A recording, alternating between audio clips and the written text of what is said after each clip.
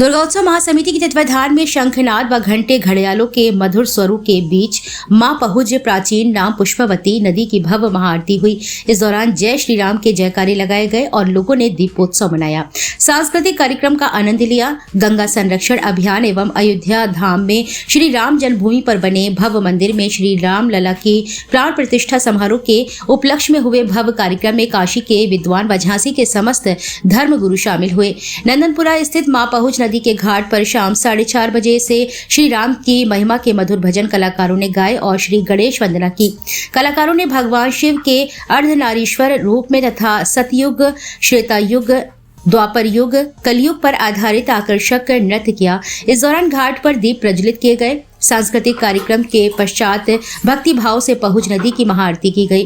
मुख्य अतिथि सांसद अनुराग शर्मा, अति विशिष्ट अतिथि पुलिस उप महानिरीक्षक कलानिधि नैथानी, विशिष्ट अतिथि सदर विधायक रवि शर्मा, जिलाधिकारी अविनाश कुमार, वरिष्ठ पुलिस अधीक्षक राजेश एस, नगर आयुक्त सत्य प्रकाश, अपर जिलाधिकारी वरुण पांडे, झांसी विकास प्राधिकरण सचिव उपमा पांडे, समाज सेविका अनुराधा शर्मा रही। अध्यक्षता मंडलायुक्त डॉक्टर आदर्श सिंह ने की।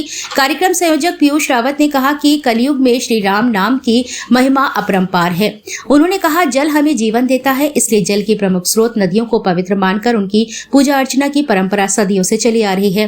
कार्यक्रम का संचालन नीति शास्त्री दीदी ने किया। दुर्गोत्सव महासमिति के अध्यक्ष पुरुषोत्तम स्वामी, कार्यकारी अध्यक्ष एवं पूर्व केंद्रीय मंत्री प्रदीप जैन आदित्य, महामंत्री विनोद अवस्थी, संरक्षक इंजीनियर रविकांत दुबे, गोकुल दुबे, सीताराम यादव, रोहित पांडे, कमू तिवारी, वीरेंद्र राय, हर्ष वाधवा, पुरुषोत्तम अग्रवाल, महेश सराफ, मैथिली शरण मुदगिल ने महाआरती की और बताया कि पहुज नदी की उत्पत्ति झांसी के समीप मध्य प्रदेश के टीकमगढ़ जिले की पहाड़ियों में होती है। भैया क्या कहना चाहेंगे कार्यक्रम को लेकर? देखिए, कार्यक्रम का जो मेन उद्देश्य था वो अगर नदी बच गई तो हम लोग पानी को बचा पाएंगे और पानी बचेगा तो जीवन बच पाएगा।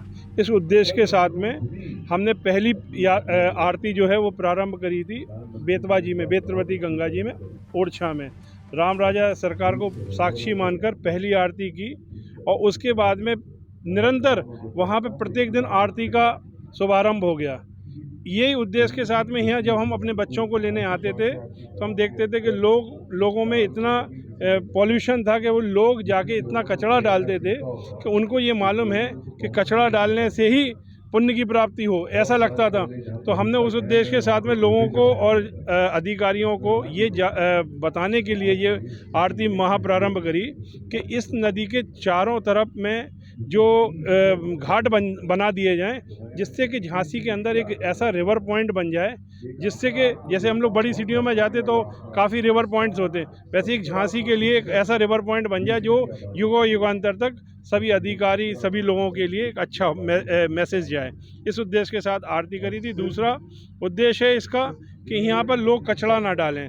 कचरा डालने के लिए झांसी में जितनी भी पानी वाली जगह है वहाँ पे नगर निगम द्वारा कुंड की स्थापना हो चुकी है, तो उनमें कचरा डालें और ये मन से भ्रम हटा दें कि कचरा पानी में डालने से ही पुण्य की प्राप्ति होती। यदि ऐसा आप लोग करेंगे तो आने वाले समय में अपन लोगों की पीढ़ियों को अनेक कष्ट होगा, क्योंकि आने वाली समय में पानी ही की लड़ाई होगी। इस उद्देश्य के साथ में ये कार्यक्रम हमने किया है। और आपको एक और बात बता दें कि ये जो नदी है, देखिए गंगा जी होती हैं, गंगा जी मोक्षदायिनी हैं और गंगा जी को मोक्षदायिनी बोलते। आप लोग सरजू नदी में जाएंगे तो राम जी की भक्ति मिलेगी आपको। आप जो यमुनोत्री है, यमुनोत्री में अगर जाएंगे आप तो आपको यम के दर्शन नहीं होंगे, आप सीधे जाके मोक्ष में होंगे। लेकिन इस नदी का आपको बता दें कि इसमें अपने शरीर में रोग दो कोई भी हो, संसार में एकमात्र ऐसी नदी है कि जिसमें अगर नहाने मात्र से संसार के कुष्ठ रोग जैसे और चर्म रोग जैसे चीज़ें दूर हो जाती हैं। तो इसको अपनी नदी मानते हुए नदी को आप लोग भी पत्रकार द्वारा इसको इतना संचालित करें कि लोगों में अवेयरनेस आए कि पानी में कचरा ना डाल के उनका पूजन करें, जिससे कि आने वाले भविष्य में जो पानी की लड़ाई है वो कम से कम झांसी में तो ना हो। इस उद्देश्य के साथ में ये आरती प्रारंभ की गई। और अभी भी भंडारे के बाद वो निरंतर भंडारा पाने के बाद विशेष रूप से कूड़ेदान की सफाई के लिए भी तैनात है। उनका धन्यवाद मनोज श्रीवास्तव जी आपके क्षेत्र के लिए और पूरे नगर निगम में नगरायुक्त महोदय श्री सत्य प्रकाश जी और उनकी टीम में आदरणीय गोली गुप्ता जी, झांसी विकास प्राधिकरण सचिव के श्री अली जी क्या कहना चाहेंगे कार्यक्रम, इस पूर्व कार्यक्रम को लेकर? नदी हमारे जीवन की माँ का सबसे बड़ा रूप है। एक माँ होती है जिसके आंचल में एक बालक पलता है और बड़ा होता है, और नदियों के आंचल में रहकर पूरी संस्कृति पलती है। और माँ पहुँच को बचाने के लिए श्री दुर्गा उत्सव महासमिति ने एक संकल्प लिया कि हम इसको बचाएंगे, इसको पुनर्जीवित करेंगे। आज हमारे जितने भी पदाधिकारी हैं, चाहे वो हमारे विनोद अवस्थी जी हों, पीयूष रावत हों, सीताराम यादव हों, पूरी समिति इस बात के लिए कृत संकल्पित है कि हम शासन और प्रशासन के माध्यम से माँ पहुँच को बचाने के लिए कार्य करते रहेंगे। एक ऐसा मौका, जिस मौके का इंतज़ार पूरी दुनिया कर रही थी। हम सारे लोग जानते हैं कि प्रभु राम इस जगत के सबसे बड़े आराध्य हैं, और उनकी प्राण प्रतिष्ठा के अवसर पर हम लोगों ने ये संकल्प लिया था कि हम लोग गंगा जैसी आरती आज झांसी में करेंगे। जो काशी में होता है उसे झांसी में करेंगे, और ये संकल्प आने वाले वर्षों में अवश्य एक रूप लेगा।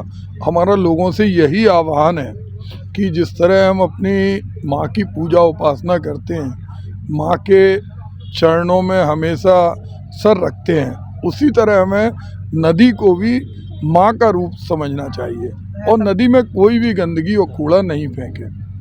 समिति की चर्चा हो रही, नदी का कोई नाम परिवर्तन को लेकर होती है? हाँ, निश्चित रूप से हमारे विनोद अवस्थी जी ने एक जो प्रस्ताव रखा है, क्योंकि सती अनसुईया के बारे में सारे लोग जानते हैं कि उनका जुड़ाव इस माटी से रहा है, तो उनके नाम पर अगर ये घाट होगा तो बहुत सारी स्वच्छता स्वतः होगी।